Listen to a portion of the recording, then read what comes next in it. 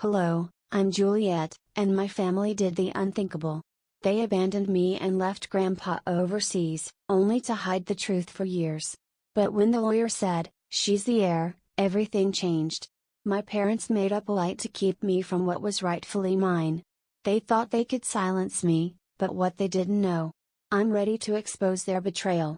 The question is, will they be able to stop me before the truth comes out? The letter wasn't even folded, just laid out flat on the kitchen counter like someone wanted to make sure I wouldn't miss it. No envelope. No handwriting. Just a sterile font printed on plain white paper, the kind you'd find on office memos or rejection notices. I stood there for a moment, staring at it. Then I read the first line again: "Juliette, effective immediately, you are no longer welcome to reside in the family home." That's how it began. No phone call. No conversation. Just that letter. I kept reading. After careful consideration, we've decided to prioritize what truly matters to this family's future. I paused there, reading the sentence over and over. What mattered? What didn't I matter? My hand didn't shake. It should have. But I just stood there, the air gone from the room, my mind working harder than my heart. They couldn't even sign their names, just Mom and Dad, typed like a signature would have made it too personal. The sink was still full of the dishes I washed last night after making Grandpa's soup. I looked around the kitchen, every inch of it filled with echoes of things I'd done without being asked. I remembered saying no to job interviews, skipping road trips, ending dates early, because someone needed to be here. Because I thought being dependable mattered. I whispered it to myself before I even realized I had. After everything I did, this is what I get? Back then, it had always been me setting the table, sweeping the floors, helping Mom carry trays out when guests came over. My sister would be upstairs rehearsing TED Talks for biotech grants. My brother? He was usually too busy trading stocks or giving interviews about the startup he sold. But I was the one who stayed. Always. Dad used to say things like, "You'll understand one day. You're the strongest." That line stuck to me like tar. As if being the strong one meant not needing anything back. There was this one afternoon, maybe 10 years ago, when Mom placed Grandpa's medication in my hand. She looked at me dead in the eye and said, "Don't mess this up, Juliette. His life depends on you." I must have been 16. Back then, I thought that was love. I thought love was being needed. But now, with this letter in my hand, I couldn't help but ask, was love just measured by how useful I was? I picked up my phone and called Mom. Straight to voicemail. I tried Dad. Nothing. I texted my sister, and after 20 minutes, she finally replied, "It was best for everyone. Don't overthink it." Best for who? That night, I learned Grandpa wasn't even in the state anymore. They'd shipped him off, to a facility overseas. No goodbye. No explanation. Just gone. I tried to call the place, but the line was always either busy or redirected to some voice prompt. Limited communication, they said. He's adjusting, they said. But I knew him. Grandpa hated change. He hated planes. He hated silence. That's what made it worse. Not that they moved him, but that they didn't tell me. Me, his caretaker. The one who made sure he had someone to talk to at 3 a.m. when he couldn't sleep. The one who knew how he liked his toast slightly burned. I couldn't sleep. I drove to the family attorney's office first thing the next morning. He wouldn't say much, confidentiality and all, but the look in his eyes told me everything. They didn't want to make things harder for you, he offered. Harder? I left without shaking his hand. That evening, I sat in the dark. Power had been cut off, something about missed payments. I hadn't been working, hadn't been thinking about bills. My world had shrunk to Grandpa's bill schedule and making sure he made it to his favorite armchair by sunset. I lit a candle. The letter glowed beneath its light. I read it again. Slower. Then I remembered what Grandpa once told me, never let a polished smile fool you. Look at how people act when they think you have nothing left. That line. It was more than advice. It was a warning. Suddenly, something clicked. This wasn't just about moving Grandpa. This wasn't just about space or convenience or family logistics. Something else was happening, something behind the scenes. And I had to find out what. I went through the closet, found the old box of documents Grandpa kept locked up. I pulled out photos, voicemail recordings I'd saved, even the old flip phone he refused to throw out. My gut told me there was a reason they rushed this. A reason they didn't want me involved. Maybe I'd been quiet too long. Maybe I'd mistaken obedience for loyalty. I grabbed a pen and notebook. If I was out, I might as well go out with my eyes open. They may have cut me out, but they forgot one thing: Grandpa never made a move without telling me first. The house felt quieter than usual that morning, not peaceful, not restful, just hollow. I woke up expecting the usual hum of life, maybe a voicemail from Dad asking if the trash had gone out, or a passive-aggressive text from Margot about the towels. But there was nothing. Not a ping. No footsteps. No kettle whistling. Just the steady tick of the wall clock, loud in the silence. I laid there for a moment, still in the same clothes I'd worn to bed. Coffee. Feed the cat. Wash my face. I moved through the routine like I was underwater. Everything looked the same, but the air had changed. That letter on the counter had shifted the axis of my world overnight. I kept thinking, this must be what exile feels like. Not loud. Not even cruel. Just being forgotten, like a note erased from a song no one remembered. I picked up my phone again. Still nothing. I sat down, forced myself to sip burnt coffee. The cat brushed my ankle, oblivious to the tectonic shift in my life. And still, no word from anyone. They were done with me. I just hadn't caught up to it yet. By late morning, I was in my car heading to Mr. Halber's office. Grandpa's lawyer. The man he always called the only one in town who still wears integrity like a tie. The drive was short, but my stomach turned the whole way. I stepped inside the building, and the receptionist looked up, her expression flat. "Do you have an appointment?" she asked, typing something without making eye contact. "No, but, could you tell Mr. Halber Juliette Beauregard is here?" She hesitated. Her eyes flicked toward a screen, then back to me. "You're not on the list anymore. Just let him know I'm here. Please." A beat passed. Then she picked up the phone. Minutes later, I was ushered in. Halber stood when I entered, adjusting his glasses, that familiar pinch in his brow already deepening. "Juliette," he said softly. "This is complicated." I didn't sit right away. "I just need clarity. I need to understand what's going on." He gestured for me to take a seat, then closed the door. The room was stuffy. Like secrets had settled into the walls. "I'm not supposed to share anything with you now. Legally, your standing in the estate has changed." "Changed how?" He hesitated again, then opened a drawer. Pulled out a thin folder. "This was added to the estate paperwork 3 weeks ago." I leaned forward. The signature, Grandpa's name, looked off. The date made my stomach twist. That was just days before they sent him away. "He didn't tell me anything," I said. "Not a word." Halber sighed. "I can't speculate, Juliette. But I will say this, nothing about this felt like your grandfather's usual method." "Do you think they pressured him?" "I'm not saying that. But you're not the first person to wonder." I asked for a copy of the file. He looked torn.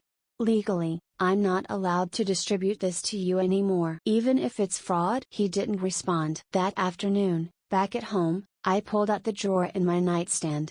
There was an old flip phone there, Grandpa's voice still lived in it. I powered it up, thumbed through saved voicemails. One stood out. I played it. "If you're hearing this, they've done it. You were always the one, Jules. Never forget what I gave you." His voice was tired, not weak. Like he knew what was coming. I played it again. "What I gave you." Then it clicked. "The storage unit. We'd gone there once, months ago. He said, 'This place will make sense to you one day.' At the time, I'd thought it was just more of his cryptic nonsense." I grabbed my keys. But before I could leave, my phone buzzed. "Margot." I stared at the screen. Picked up. "You're making this harder than it needs to be," she said, voice clipped. "I want to talk to Grandpa." "He's fine, Juliette. Just let things settle." "You moved him behind my back. Why? What were you so afraid I'd do, ask questions?" She sighed, annoyed more than guilty. "You were too close. You would have made everything messy. We needed clean lines." "And mine was cleaner?" "You dig too deep, you'll end up outside more than just this family. Don't make this ugly." Click. I stared at the phone, her words echoing like poison. That night, I researched the facility, remote, expensive, built into some cliffside in Costa Rica. Private, closed network communication. I tried booking a video call. The system said, appointment confirmed. But when I logged in, nothing. Just a frozen screen with a spinning error icon. I emailed. They replied, Mr. Beauregard is currently unavailable for calls. Unavailable. My grandfather, unavailable. It felt like trying to reach someone through glass, pounding on it while drowning myself. But something in me didn't break. They thought distance would dull me. But they forgot who raised me. He taught me patience, but never obedience. And now, I owe him more than silence. I must have replayed that voicemail 10 times before I caught what really mattered. What I gave you. It wasn't just sentimental. It was specific. Grandpa never said anything without purpose. I could almost hear his breath between the words, slow and deliberate, like he knew I'd be listening one day. And I remembered, the day we drove out past Phoenix, the two of us in his old Ford, desert wind slapping against the windows. He'd taken me to a small, dull storage facility wedged between a pawn shop and a feed store. He said, "This is where I keep things I don't trust anyone else with." Back then, I'd laughed, thinking it was just another one of his secret hoarding spots. But now, I knew exactly where to go. By late afternoon, I was back on that same road. The sky hung low and gray, heavy with rain that never seemed to fall. The air smelled like dust and static. When I reached the storage office, a man with silver hair looked up from his paperwork. He squinted at me for a long second, then smiled. "Mr. Beauregard said only you could come back here one day," he said. His tone wasn't casual, it was reverent, almost like he'd been waiting. My hands trembled when he handed me the keycard. The unit door screeched as I lifted it. Inside smelled like thyme, cardboard, oil, and faint tobacco. My flashlight swept across the space. Then I saw it, a small wooden box on the top shelf, covered in a thin blanket. My initials were carved into it. JB. I hesitated, the weight of the moment pressing into my chest. Grandpa never left anything to chance. If this was here, it was for me. I found a hammer on a nearby workbench, whispered, "Sorry, Grandpa," and broke the lock. The snap echoed in the narrow space like a confession. Inside, beneath some old letters and faded Polaroids, was a leather-bound book, its cover smooth but worn at the edges. Trust accounts, embossed in faded gold. I opened it. The handwriting was neat, methodical, and heartbreakingly familiar. Grandpa's. Each page listed transactions, dates, amounts, recipients. My parents. My siblings. Regular payments. All tagged with codes like household support, medical assistance, and future fund. Then my eyes stopped on a newer entry, overseas care. The amount was staggering, dated just before he'd been moved. And then I saw the pattern. Every payment had been drawn from his main account. None went to me. Not one. I leaned back, staring at the page. The truth settled in like a stone in my gut. They hadn't just taken him away. They'd taken everything, his trust, his money, his name, and turned it into their safety net. They drained him while I was feeding him soup and reading him weather reports. Outside, headlights flashed across the metal walls. I froze, shutting the book. The sound of gravel crunching. A car door opened. "Juliette?" A voice called out. "Mr. Halber." He stepped into the light, his face tense. "You shouldn't be here," he said. "Not tonight." "Why?" I asked, clutching the ledger. "You followed me?" He sighed, glancing around nervously. "I told you before, digging into this could backfire. You don't understand what your family is capable of." I stepped closer. "Did they make him sign those papers? Tell me the truth." He didn't meet my eyes. "Let's just say some signatures are more convenient than others." Then he walked away, his car disappearing into the night. I stood there, my reflection faintly visible on the metal door, the ledger pressed to my chest like armor. The diner lights down the road glowed like a lifeline, so I drove there and slid into a booth by the window. The coffee tasted burnt, but it grounded me. I opened the ledger again, tracing Grandpa's handwriting with my fingertip. A waitress with kind eyes came over, squinting at the name embossed on the cover. "Beauregard?" she said softly. "Your grandpa used to sit right there in that corner. Said he wanted to see the world again before time ran out." I couldn't respond. My throat closed up. That single memory from a stranger cut deeper than all my family's silence combined. He'd been saying goodbye in pieces, and I never noticed. I pulled out my notebook and wrote, if he prepared for this, he must have left something else. Grandpa used to tell me, truth is patient. Lies are always in a hurry. It used to sound poetic. Now it sounded like survival advice. When I got home, exhaustion settled in like fog. I locked the door behind me, placed the ledger on the table, and stared at the blinking light on my laptop. A new email. No sender name. Subject line, Heir information. My pulse quickened. I opened it. There was a single attachment, a scanned page, yellowed and faint. Grandpa's handwriting again. It was his will. The real one. My name, written clearly. Juliette Beauregard, sole beneficiary. And below it, typed words, they changed it after he left. I printed the document, hands shaking. I didn't know who sent it or why. But one thing was clear, someone wanted me to see this. I placed the page inside the wooden box, next to the ledger. Locked it. Grandpa, I whispered, I found what they tried to bury. The clock ticked once. The rain outside began to fall. But a thought crept in, cold and sharp, if I found it this easily maybe they wanted me to. I printed 5 copies. One for each of them. The ledger. The scanned will. All of it. It didn't feel like revenge. It felt like putting a mirror up and daring them to look. Danica called that afternoon, voice bright like nothing happened. We thought it might be good to get everyone together. Just dinner. Country club. No pressure. I knew what it was. A preemptive strike dressed as family time. But I agreed. Not for closure. Not even for justice. Just truth. The club hadn't changed. Same pretentious lighting, same smell of money and lemon polish. Everyone hugged me like I hadn't just exposed them. My father raised a glass, smiling too wide. To family. We stick together. I waited until dessert. Then laid out the papers. 1, 2, 3, 4, 5. Quietly. No speech. Just paper. Let's stick together over the truth, I said. Liam laughed like he was at a roast. Danica didn't touch her copy. My mother skimmed the pages, then looked at me like I'd spilled red wine on the carpet. This is out of context, she whispered. You want to blow up the family name over an old man's scribbles?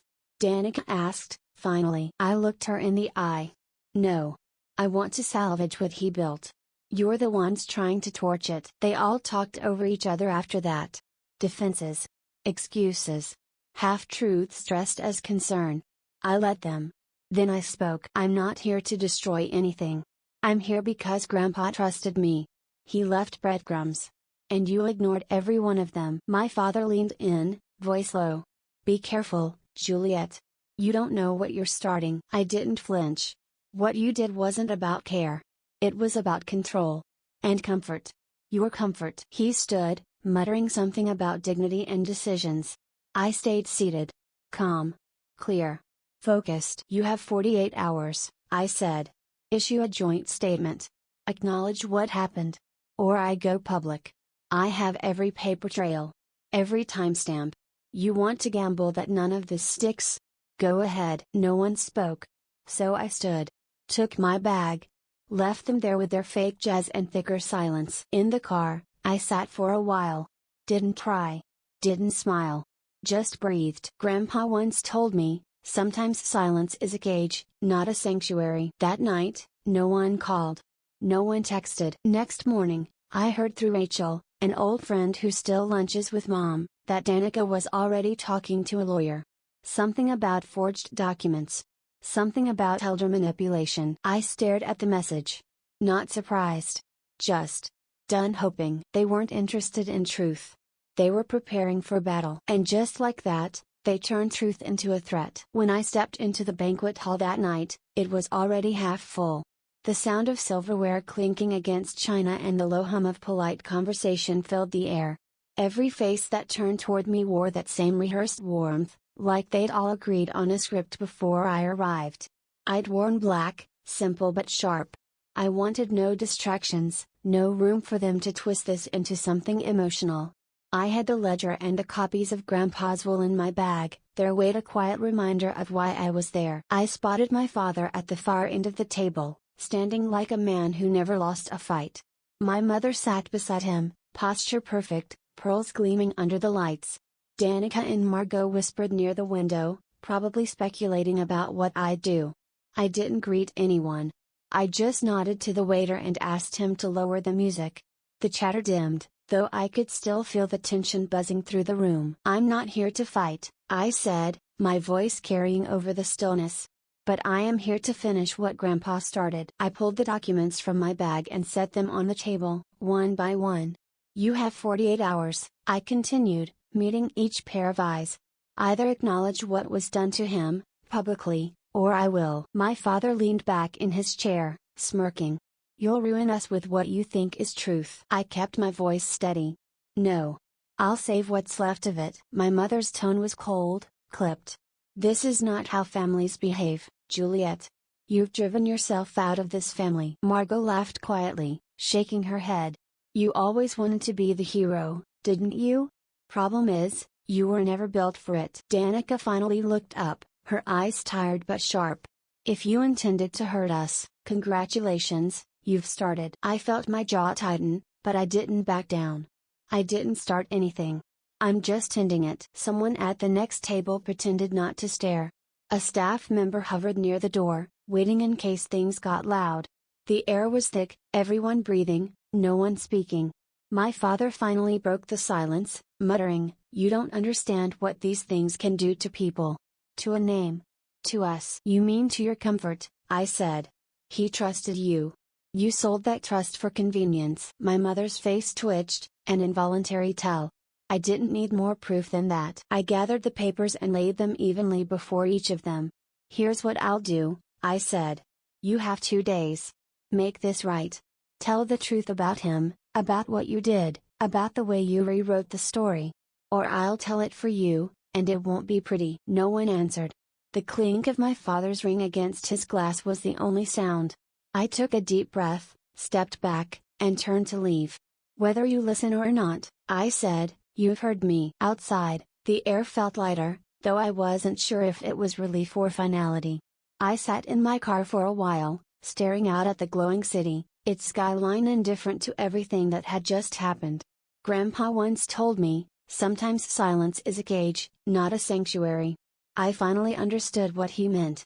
Silence protects the guilty, it starves the truth. I drove home under a wide Arizona sky. The desert stretched endlessly around me, quiet except for the hum of the tires and the faint song on the radio, one Grandpa loved, something old and soft about time running out. My hands gripped the wheel tighter with every mile. I wasn't angry anymore. I was resolved. There's a difference. By the time I pulled into my driveway, night had settled deep. The porch light flickered, casting long shadows over the front door. My phone buzzed in my bag as I stepped out. A notification from a local news outlet. I unlocked it, and froze. The headline read, "Family Insider Claims Juliette Beauregard Manipulated Her Grandfather's Final Decisions." Beneath it, a photo of me, smiling beside Grandpa at a family barbecue, years ago. The article quoted an anonymous source from inside the family. The tone was predictable, calculated pity mixed with accusation. Words like emotional instability, influence, estranged. The comments were worse. Strangers dissecting my life, choosing sides, doubting a story they didn't know. I walked inside, closed the door behind me, and leaned against it for a moment, feeling my pulse in my throat. Then I laughed, softly, bitterly. "So this is how they fight," I said. Through headlines and whispers. I went to the table, opened my laptop, and began saving everything, every document, every message, every timestamp. If they wanted war, they'd get it, but on my terms. They wanted me silenced, I murmured, staring at the glowing screen, but they forgot I learned how to listen to echoes. The article hit hard that morning, Heir accused of manipulating elderly billionaire, and with it came a flood of comments. I stared at the screen, my eyes burning, reading each word like a slap to the face. Greedy. Unworthy. Gold digger. It didn't matter that none of them knew the truth. They didn't need to. They had already made their judgment. I knew who was behind it. Margot and my parents. They'd leaked everything. Confidential details, the kind that were supposed to stay in the dark, were now out for everyone to see, making me look like a woman desperate for her grandfather's fortune. The more I read, the more I realize that the smear campaign had only just begun. The words on the screen weren't meant to hurt my pride. They were meant to destroy me. To make me question everything I was fighting for. But I wouldn't let them win. I remembered something Grandpa used to say: money doesn't corrupt people, it unmasks them. So, I wouldn't react. I wouldn't let their lies rattle me. Instead, I would outsmart them. And I knew exactly where to start. I picked up my phone and dialed Maya. She picked up almost immediately. "What's going on?" she asked. "Guess who's the villain now?" I said, my voice steady despite the fury bubbling inside. "They leaked everything. They're framing me as a manipulator." Maya's voice turned serious. "Then let's take their game to the next level. We'll find the truth and make it louder than their lies." I set the phone down and made my way back to the storage unit, the one that had held the answers I needed. I knew I had to go back. There was something I missed. As I pried open the box again, I found a small envelope taped under the lid. I hadn't noticed it before. Inside, there were several pieces of paper, old letters exchanged between Grandpa and Mr. Halber, the attorney. They were discussing ethical concerns regarding how my family had been handling Grandpa's trust. And then, buried in one of the letters, I found the bombshell: "I've already changed the will. It's final." The words jumped out at me. Months before Grandpa was sent away, he'd altered his will. Everything they claimed about him signing under duress was a lie. A calculated lie. I scanned the pages, sent a copy to Maya, and saved one in a cloud drive under an alias. The pieces of the puzzle were falling into place. It was clear now. They had planned this months ago, every move a calculated step to seize control. But it was about to backfire. The next morning, I received a court summons. My family had filed for an injunction to freeze Grandpa's accounts. The courthouse felt cold as I entered, my father avoiding eye contact, Marga smirking at me from across the room. They didn't care about what was right, they cared about winning. They called me unfit, manipulative. Everything they said only fueled my resolve.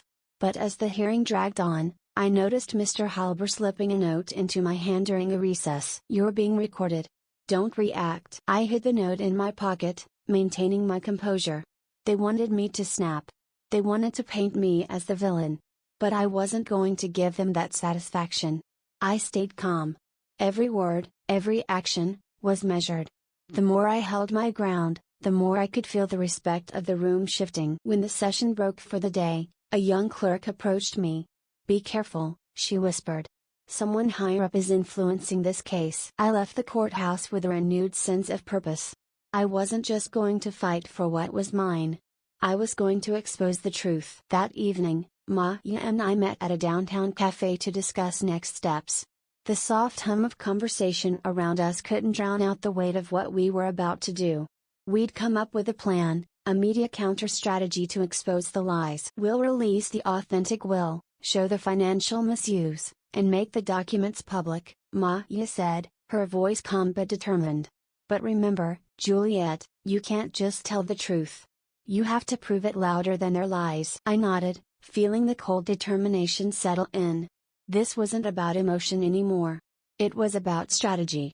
Precision. We spent hours crafting a timeline, preparing to leak the documents through verified journalists, not social media gossip. It felt like the first real move I'd made in this fight. Every step was one closer to the truth being heard. But as we finished up and parted ways, I couldn't shake the feeling of dread settling in my stomach. I wasn't afraid of losing anymore. What scared me was becoming like them. Cold. Calculating. Ruthless. I got home late, exhausted, my head full of everything I had to do next. As I pulled into my driveway, my phone buzzed. A blocked number. "Juliette," a low voice said. It was Mr. Halber. "I shouldn't be saying this," he continued, "but he left one more thing. Not a document. A recording." I froze, gripping the wheel. "Where is it?" "It's stored on a secure drive at my office. But they're already looking for it." The weight of his words hit me like a punch. This was the final piece. The thing that could end everything. And it was locked away, hidden, waiting to be found. I hung up the phone, my heart racing. This wasn't over. It was just beginning. I stared at the dark road ahead, whispering to myself, "It's not over. It's only just begun." The injunction was approved. All of Grandpa's accounts were frozen, including the ones I thought I still had access to. It was like the ground beneath me cracked open. For a moment, I couldn't breathe. The weight of the betrayal hit me like a freight train, harder than I ever imagined. My family had always been willing to do anything for money, but this was something else. The next morning, I woke up to the news. The article had spread far and wide, painting me as a villain. The accusations were everywhere, and the comments, they were nothing short of brutal. People I thought were friends ignored my calls. The isolation was suffocating, but deep down, I knew this was part of their plan. They were trying to destroy my reputation, to turn the world against me. But they couldn't erase what I knew. "They can't take the truth from me," I whispered to myself. It was like a mantra, something to hold onto when everything else seemed to be slipping away. I wasn't going to run. I was going to fight smarter. In the days that followed, I began to gather myself. I needed something solid. Something irrefutable. And that's when I remembered Grandpa's medical file. The one I hadn't thought about in months. I hadn't looked through it completely when I first found it. It was time to do that now. I went to his old storage unit, my pulse quickening as I pulled open the file box. The medical report was buried deep, hidden in a folder marked confidential. It was dated months before Grandpa's sudden move overseas. The diagnosis, early signs of memory decline. And it wasn't just that, there was a note in the report from his primary care doctor, confirming that Grandpa had been fully competent when he signed the original will. This completely undermined Margot's claim that Grandpa had been coerced. There it was, written in black and white, he was competent. He had made the decision on his own. I scanned the documents, quickly making high-quality copies. The report was a game changer. I emailed it to Maya, then stored it securely in a cloud drive under an alias. I wasn't going to let anyone find it. Not yet. The next day, things took an even darker turn. I received a court summons. My family had filed for an injunction to freeze all of Grandpa's accounts. I went to the courthouse to face them. They were already sitting there, their faces full of smug certainty. My father refused to even look me in the eye, but Margot's smirk told me everything I needed to know. She was enjoying every moment of this. In the preliminary hearing, they called me unfit and manipulative. It wasn't the first time I had heard those words, but hearing them in front of a judge, in front of a crowd of strangers, felt like a slap to the face. It was humiliating, but I wasn't going to let it break me. I kept my composure, my voice steady. I would show them that I wasn't just some pawn in their game. That's when I noticed something strange. Mr. Halber, the attorney who had been avoiding me, slipped a note into my hand during the recess. His voice was low when he spoke to me. "You're being recorded. Don't react." My heart skipped a beat. Someone in the courthouse was recording me? That wasn't good. But I didn't let it show. I nodded, slipping the note into my pocket and returning to the stand. I was calm, composed, and in control. But in the back of my mind, I was already thinking ahead. After the session, a young clerk approached me and whispered, "Be careful. Someone higher up is pulling strings in this case." My stomach twisted. The people I was fighting weren't just my family anymore. They had allies. Powerful ones. But that wasn't going to stop me. I was closer than ever to the truth. That evening, I met Maya at a downtown cafe. We discussed next steps, our voices low. The pressure was building, but I knew what I had to do. We couldn't let them win. "We need to take control of the narrative," Maya said, tapping her pen against the table.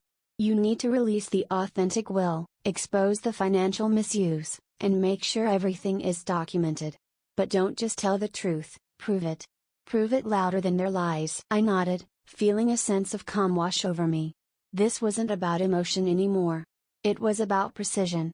Strategy. But as we worked through the plan, the doubt crept in again. Was I becoming like them? Cold and calculating, willing to do anything to win? I pushed the thought aside. This wasn't about me. It was about Grandpa's legacy. Later that night, as I was about to head home, my phone buzzed. It was a blocked number. "Juliette," the voice on the other end said.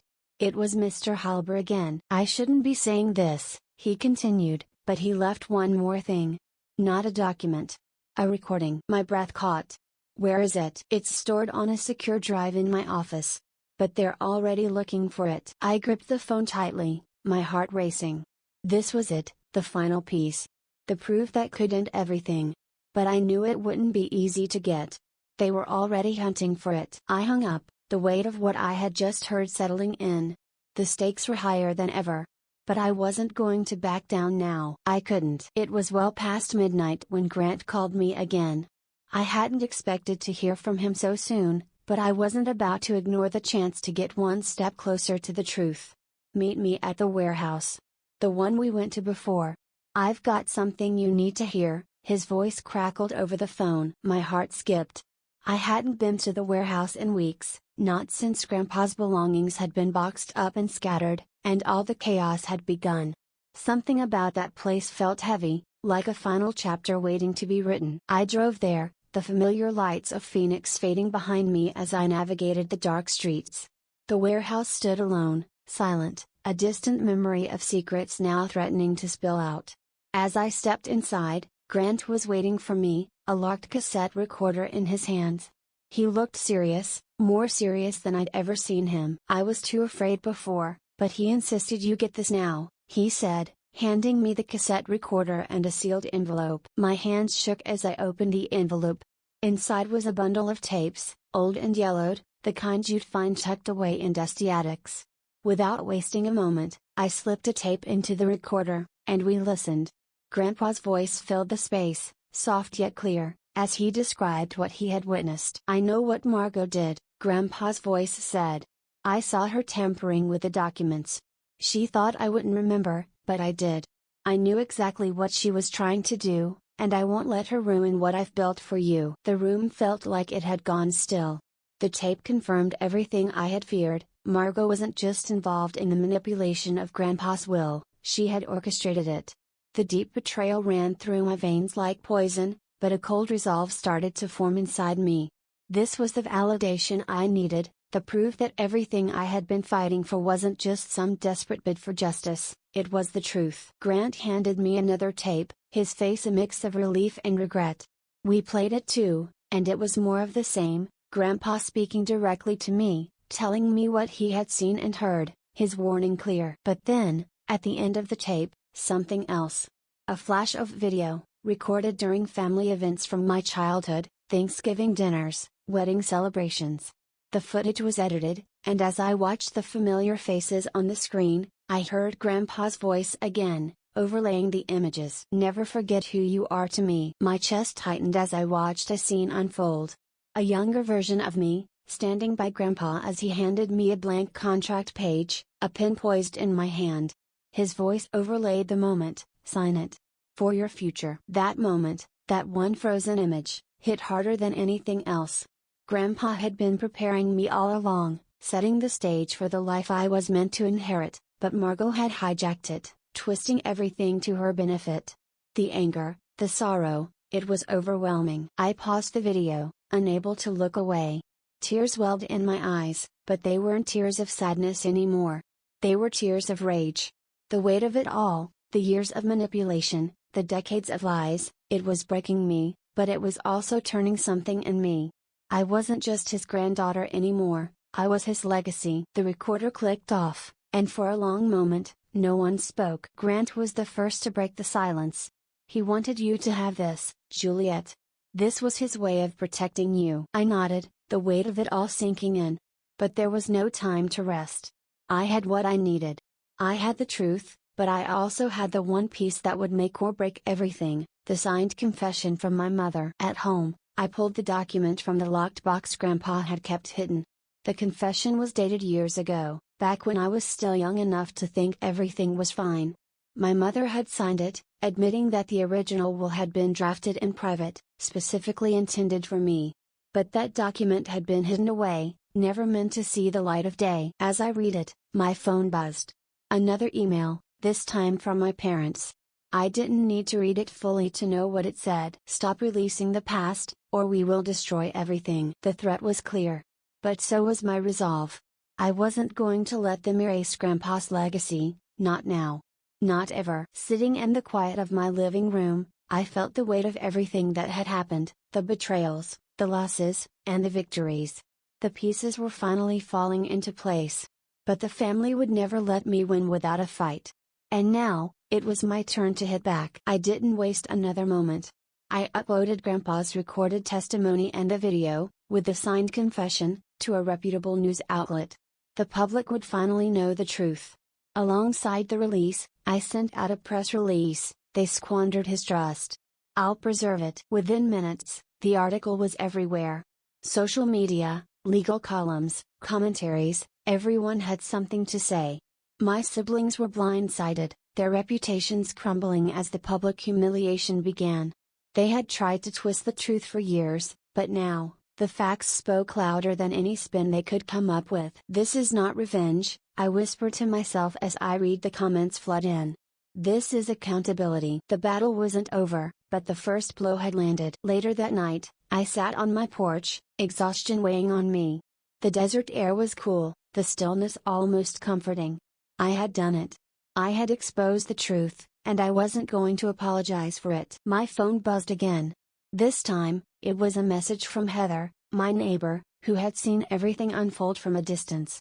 "I always knew you were more than what they let you be." Her words stayed with me as I looked out over the night sky. They might have tried to bury the truth, but I had made sure it couldn't stay hidden. A knock at the door pulled me out of my thoughts. I walked to the door, every step a reminder that the fight wasn't over. It had only just begun. And as I opened the door, I knew this was just the beginning of the end. The morning light crept through the curtains, soft and warm. I hadn't slept much, but I didn't feel tired. There was a peace settling in my chest that had been missing for so long. The chaos of the past months, the betrayal, the fights, it was all starting to fade, replaced by something more solid, more real. Something that felt like the truth finally finding its place. A knock on the door broke the stillness, pulling me from my thoughts. I opened it to find Amelia, the nurse who had cared for Grandpa when he lived overseas. She was holding an envelope, her expression unreadable. "I brought this for you," she said softly, handing me the letter. "He wrote it just before he passed. It's labeled for the final sunrise." I took the envelope from her, a mix of gratitude and confusion flooding me. I hadn't expected anything like this. Amelia hesitated for a moment, as though waiting for something, but when I didn't speak, she nodded and turned away, leaving me with the weight of the letter in my hands. Sitting down at the kitchen table, I slowly opened the envelope. Inside was Grandpa's familiar handwriting, the neat script that had once felt like a comfort to me. As I read, my heart ached with each word. "Juliette, you are my legacy, not just my heir. Remember, it's not the wealth that makes a life rich, but the love and integrity we leave behind. You have always been the heart of this family, even when they couldn't see it. The world may turn its back on you, but the truth will always find its way through. Stand tall, and never forget who you are to me. The real treasure is in the moments we've shared, not the things we own." Tears blurred my vision, but this time, they weren't tears of anger. They were tears of acceptance, of healing.